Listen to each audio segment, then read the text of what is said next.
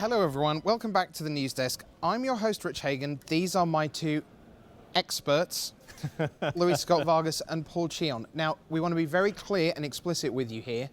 No animals, children, or egos were harmed during the making of this next segment. No horses specifically. No horses specifically, indeed. So, buckle up.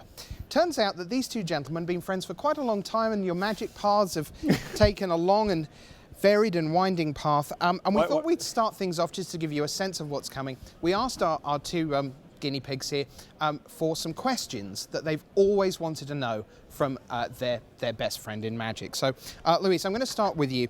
Paul wants to know, what do you miss most about your time together as roommates? I think that we got some really good practice in. Whenever we were going to play against each other on Magic Online, I felt like the matches were really good, and we had a lot of intricate strategy. No, that is not what happened. Okay. Anytime we got paired together on Magic Online, multiple things happened, okay? One of the times I had to use the restroom. And I was like, all right, well, I guess I play Luis next round. We'll just play when I get back. I come back from the restroom. He's on my computer, hits right-click concede match on my match. And then he's just like, well, you know, I need the rating. Okay. Yeah. Paul, first question from Luis. Why do you think that together you played the worst possible decks for years when you both started out on the PT? Well, I think I'm mostly to blame for that because Luis started winning a lot more after I kind of moved to Curacao. We also just didn't, testing teams weren't really a thing. So, we would literally just build a deck and hash out a sideboard together the night before a Grand Prix. Oh, yeah. Oh, yeah. All right. Luis, Paul wants to know, how did it feel when you were the one who was considered to be Paul's sidekick back in the day? Yeah, it was the Cheon. That was the name. You can actually ask BDM. He coined that. That is true, the Cheon. And yeah, we were all Paul's Barnes. It was great. I actually loved it. I thought it was awesome being in Paul's shadow. Well, I remember being with the two of you at Grand Prix Krakow in 2007, and I was like, who is this guy that's with you, Paul? I barely... Paul won that Grand Prix. Yes, he did indeed, despite not attacking come a long way. Okay, so... Paul, Luis wants to know, besides Luis, who do you think the least lucky player in Pro Tour history is? First of all, that's not even a reasonable thing. The least lucky player on the Pro Tour. I don't know. I haven't been doing so well, so maybe it might be me. It might be me, but it's definitely not Luis, no matter what. No, besides me. Do you think he's had a little bit of luck along the way? Well, look, to have success when you play Magic, I mean, of course you have to be skillful, and Luis is there, top tier wise. But you can't deny the fact that he's also probably one of the luckier players on the tour. But he always complains when he gets slightly unlucky. Okay. Luis, Paul really wants to know, why do you think you've been able to remain such good friends despite your incessant trolling? What? What do you mean, what? Literally, look at your shirt. Look at your shirt. Get on, come on. I think it's because Paul knows how much I actually do love and respect him. Oh my God, I'm choking up. That's so lovely. Okay, let's see if he still likes you after this question. Oh, this must be the question you showed Marshall earlier. Paul can't even get this one out. Luis really wants to know, what would your first Pro Tour top 8 have meant to you if you'd ever made one? All right, I'll see you guys later. No, come. It would have meant everything. It would have meant a lot. It would have meant a lot. It was just my total dream. I've even had dreams where I've top 8'd a Pro Tour, and it was definitely one of my biggest goals, but... One day. Yeah, one day. All right, now, our two experts, they become very good at analyzing video footage, and we've put a little bit together for you. Paul, I wonder if you could just take a look at this, and then we'll get some insight from you on this. Like when I started playing, I used to follow the coverage on, the Magic website. It was cyborg.com back then or something, and I would always look at the coverage and watch all these matches and Kai winning every Pro Tour, and and I started by playing Magic Online, and I would just like hope one day maybe I could go to a Pro Tour and be able to have somewhat of a success level that he had, and I did look up to certain people, and now I think I'm getting to a point where like, I can just believe in myself and, feel that I can succeed at the level of, the Pro Tour. Paul, where did the cheeks go? Oh my God. Oh, yeah. So that was a long time ago, and that was actually kind of the time when Luis and I were just kind of bursting out onto the scene together.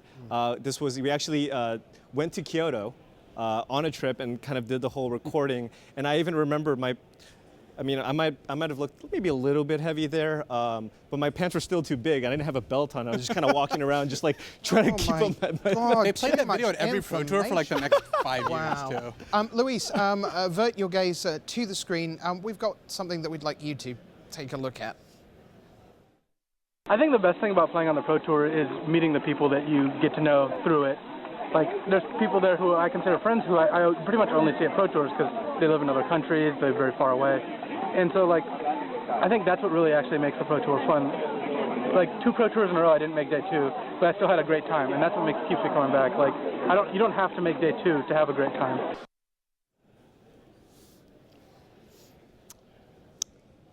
How was that for you, Luis? I didn't even know we had that wide an angle lens.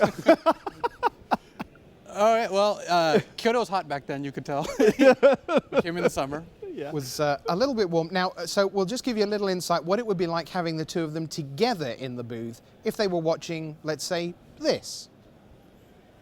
Most people, they ask, when you talk to someone and they ask, like, where you've been, like, I'll say that I've been to, like, London, Hawaii, Japan, and they're like, wow, how'd you do that? Like, because it's not something, I wouldn't have the means to do so otherwise, like, or really the motivation to, like, be able to do this. I mean.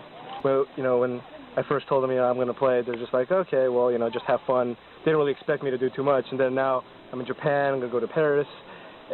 Like, all of a sudden, they're like, wow, congratulations. Like, that's, I can't believe you can, go to all these places. We can't believe we brought you to all those places either, really. So we are actually here for a serious reason because life moves on and Magic has been a huge part of both your lives, all of our lives indeed. And you're just heading towards a new chapter for both of you. Paul, let's talk a bit about the fact that you've become one of the most popular streamers in the world and you've just taken the huge choice to move away from that and take your family, your wife and your children to Renton to do what? I am a member of the play design team for Wizards R&D, and part of one of our main goals is to make sure Standard is fun and balanced. And it was a really tough decision. They've approached me in the past about kind of opportunities, and this time around, my boss, my manager, Dan Burdick, he really sold his vision to me.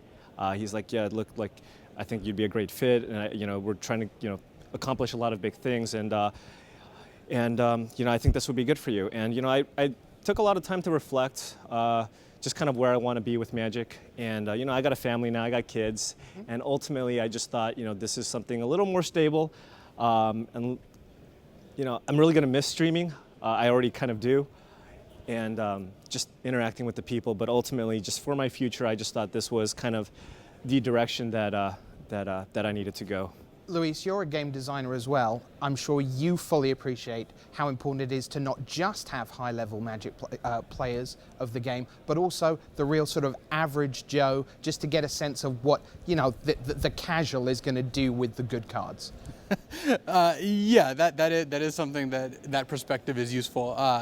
I think I'm excited to see what Paul brings. I think he hasn't been there long enough to take credit for like the good things that have happened over the last couple weeks, but he definitely has been there long enough to take credit for any complaints I have about. What? That's not even fair. That's why there's a churn. That's so you can come in, you can be new, and it's all your fault. So I've been hired to be the scapegoat. It's sort of like a double act. You're the scape, and he's the goat. Yeah, it's less of a goat, more of a horse anyway. Wow, I didn't realize this was going to. Indeed.